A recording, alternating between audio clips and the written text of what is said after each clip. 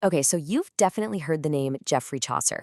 But have you ever stopped to think why a writer from way back in the 1300s gets this massive title, the father of English poetry? Well, today we're diving into how this guy, a soldier, a diplomat, a public servant, didn't just write some cool stories. He basically built the foundation of the language we're speaking right now.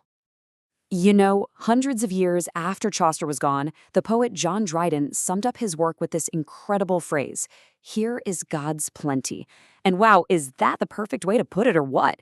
It just perfectly captures the huge, messy, wonderful variety of people and stories that Chaucer brought to life. A whole world on the page. Right, and that's the real question, isn't it? Why isn't Chaucer just some dusty old name in a textbook?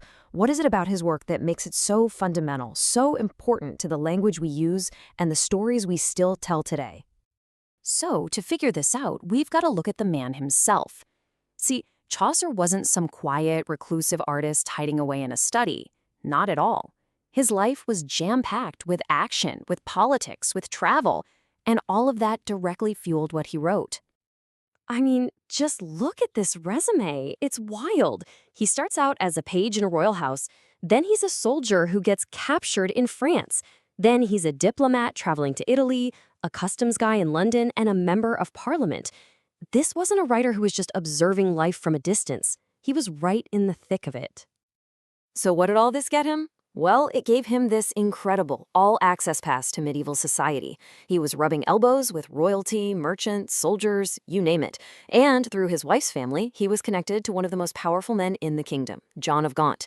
Chaucer saw it all, from the top to the bottom, and that's the raw material he used for his work. Okay, so he lived an amazing life. Big deal, right? Well, it's what he did with those experiences that literally changed English literature forever. He wasn't just writing in English, he was actively shaping it, building it into a language that could create truly great art. Take the heroic couplet. It sounds simple, right? Just two rhyming lines with 10 syllables each. But before Chaucer, this just wasn't really a thing in English poetry. He was the one who pioneered it, and it became a cornerstone of poetry for centuries after. Seriously, think Shakespeare, think Pope. Their work has its roots right here, in this innovation. And yeah, he wasn't done, not by a long shot. He also introduced this awesome 7-line stanza. It eventually got called Rhyme Royal because a king, James I of Scotland, loved to use it. But let's be clear, it was Chaucer's idea first. This quote from John Livingston Lowes just nails it. Before Chaucer, English was kind of looked down on by the elites. They preferred the fancy French and Latin of the court. Chaucer came along and proved once and for all that English could be just as beautiful, complex, and powerful as any other language. So you take this incredible life, you add these game-changing poetic skills, and what do you get? You get his most famous and famously unfinished masterpiece, the Canterbury Tales. The setup itself was just brilliant. He got the idea from an Italian writer, Boccaccio, and created this story about a whole bunch of different people on a pilgrimage. To pass the time, they decide to have a storytelling contest. The simple idea was a stroke of genius, because it let him play with every type of story and every kind of voice you can imagine. Now, he only managed to finish 24 tales, but even in those 24, the range is just staggering. You get everything from a noble knight's chivalrous romance to a totally drunk miller's dirty story. But get this, his original plan? 120 tales. Each of the pilgrims was supposed to tell 4 stories. The sheer scale of what he was trying to do is mind-boggling. Even unfinished, what he left us is a total masterpiece. And this is why it still feels so fresh and revolutionary. In the prologue, he introduces these characters, and they feel like real people, not just cardboard cutouts. The prim and proper prioress, the shady pardoner, the larger-than-life wife of Bath. It's a snapshot of humanity that just hadn't been done with that kind of realism in English before. All right, so let's zoom out for a second and look at the big picture. How has his legacy held up over all these centuries? What's the final verdict on his impact? Well, the praise has been pretty much constant.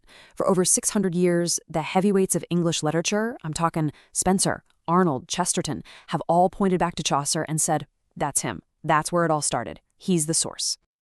And if you want physical proof of his status, look no further than this. He was the first poet ever to be buried in what we now call Poets' Corner in Westminster Abbey. And the funny thing is, he wasn't even buried there for his poetry at first. But his reputation grew so huge that they started burying other great writers near him, creating this sacred literary space. He literally set the precedent. But, it's not a story of universal praise. His legacy is actually pretty complex. Critics have called him the prince of plagiarists because he borrowed a lot of his plots. Matthew Arnold thought he lacked a certain high seriousness. And others have pointed out that, hey, his stories are mostly about the court and the middle class. He kind of ignores the terrible suffering of the poor in his time. Which brings us right back to where we started. After looking at his life, his innovations, his greatest work, and even the critiques, what's the answer? Why that title? Ultimately, it comes down to this. He earns that title because he did three massive things all at once.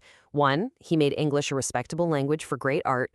2, he invented new poetic tools that writers would use for generations.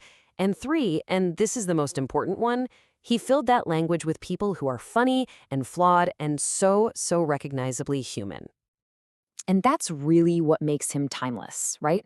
The Canterbury Tales was like a mirror held up to his world, reflecting all its different voices. Which kind of leaves us with one final question to chew on.